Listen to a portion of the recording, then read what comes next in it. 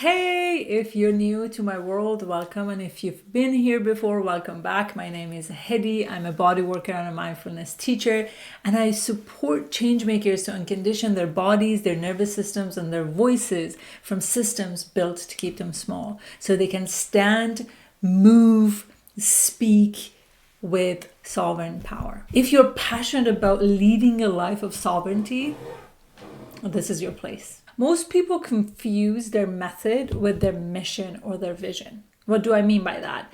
They worship the routine and the how instead of staying focused on the vision that they have for their lives. And then when, for whatever reason, life happens and they can't stick to the routine, they can't stick to the plan that they created for themselves, they shame themselves, they guilt themselves, they feel like a failure.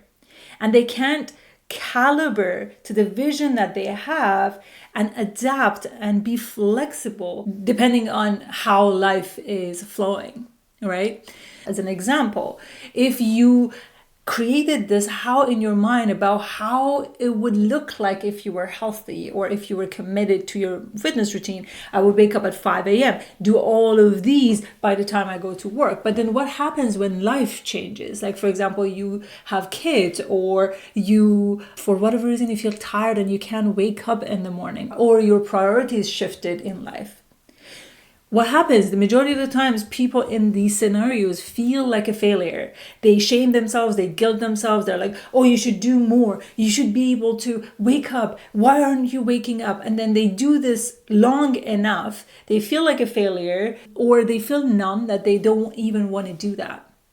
But the truth is, reaching your vision doesn't require commitment to the how. It's actually requiring commitment to the vision. And when you're committed to the vision, what happens? When the how no longer works, when life gets in the way, what do?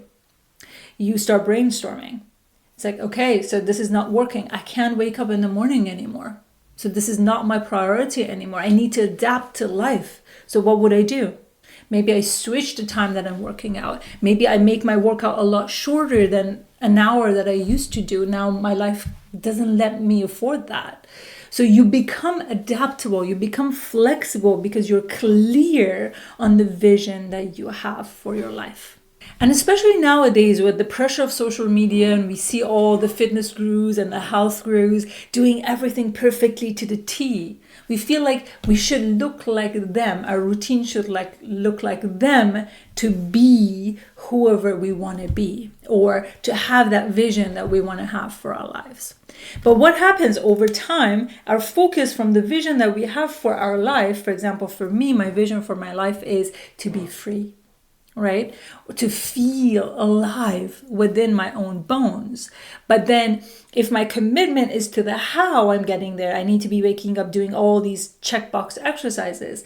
I get so wrapped up in this that it's actually this routine on its own creates rigidity for me, which is in opposition of the vision that I have for my life.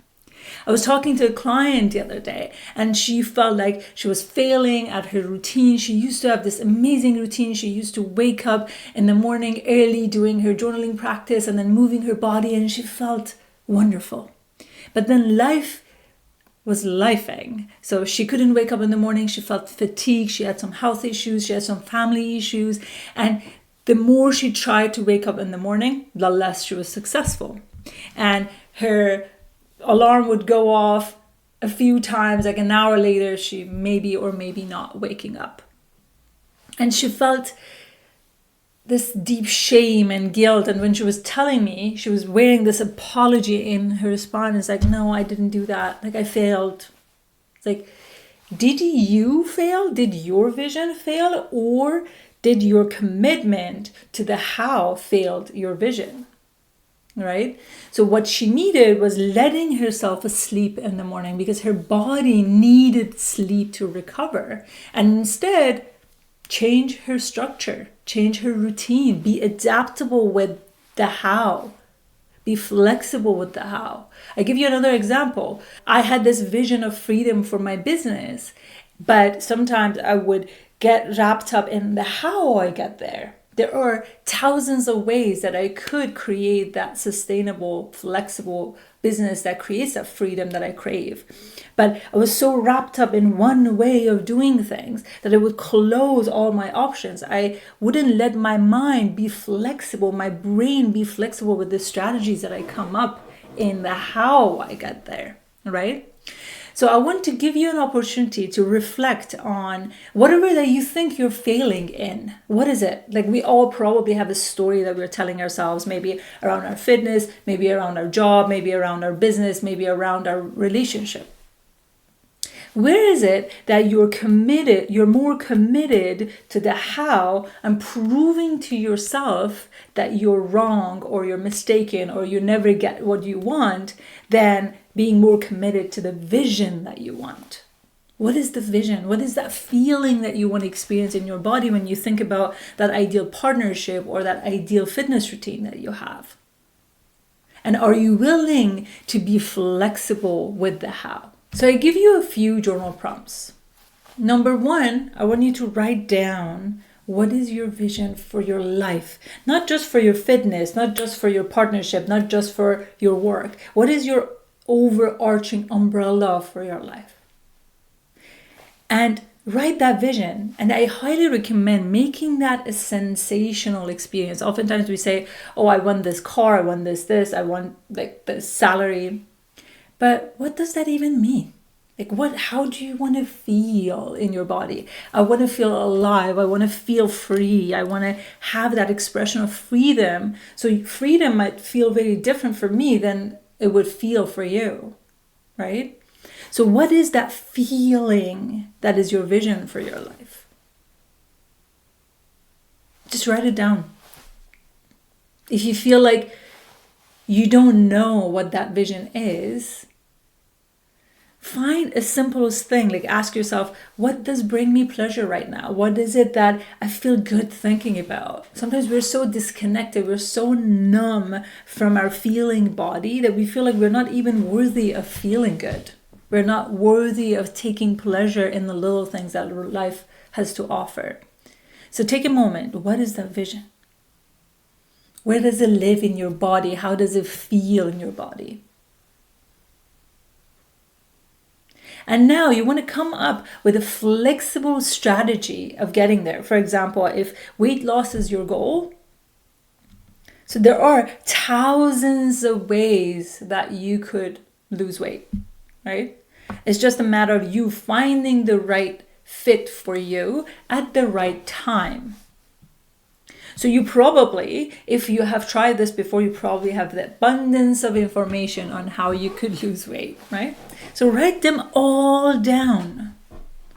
Write all of them down. There are all the choices you get to make. So the question is, what choice are you going to make right now? And then recognizing in that moment is, what are the potential obstacles that could come up? For example, I want to create this YouTube channel, right? So what if YouTube doesn't grow as much as I want it?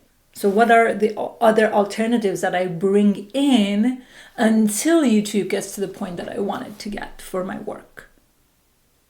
So for you, if this diet or this routine doesn't work, what are the other alternatives that you could bring to the table? That you're not fixated, you're not rigid. You're actually out there cheering yourself on to win, to be successful. So many of us are so committed to prove ourselves wrong, to prove ourselves to be a failure, to prove ourselves that we are not enough, that we lose this context of, actually, if I were to cheer myself on, if you were to be the one supporting myself to win in life, there are so many things I would have done differently. You may need to get a job while you're supporting your business. So those are all options that you can look at, and none of them are wrong. And the other question within the same frame of work that you can ask yourself is, given my capacity right now, what is the most life-giving way to get there? So recognizing maybe you just gave birth to a baby and you're going through a massive life-changing event. If you force yourself into a fitness regimen that is soul-sucking, you won't be able to enjoy your kid as much as you want. And you would be too busy shaming and guilting yourself for not waking up to train. So what would be the best course of action given your capacity? And can you do that from this compassionate place that you actually care for yourself? You actually want yourself succeed and be compassionate and kind to yourself. When we choose that kindness, we actually have a softer lens of the whole self, all the little things that you've done and you didn't do. And you can really analyze yourself and your behaviors a lot more holistically than being laser focused on one thing that you didn't do. You can also have an and say, and I did that. And then the next prompts that I want to give you is, what are your daily choices? So when we're thinking of our daily choices, I always encourage people to also think about it in the opposition form. Like, what do I mean by that? It's like you're thinking of like, I make a choice to do this and I make a choice not to do this. Like writing down that I get to do this and I choose not to do this. And being able to really establish your priorities.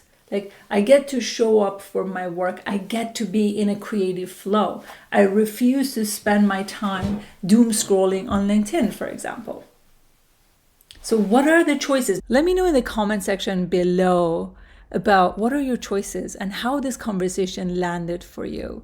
The recognition and the understanding between the how and the vision has been super eye-opening for me, and it really allowed me to catch myself when I get lost in the how or the method or the way, rather than staying focused on the vision and trusting that the vision will be holding me.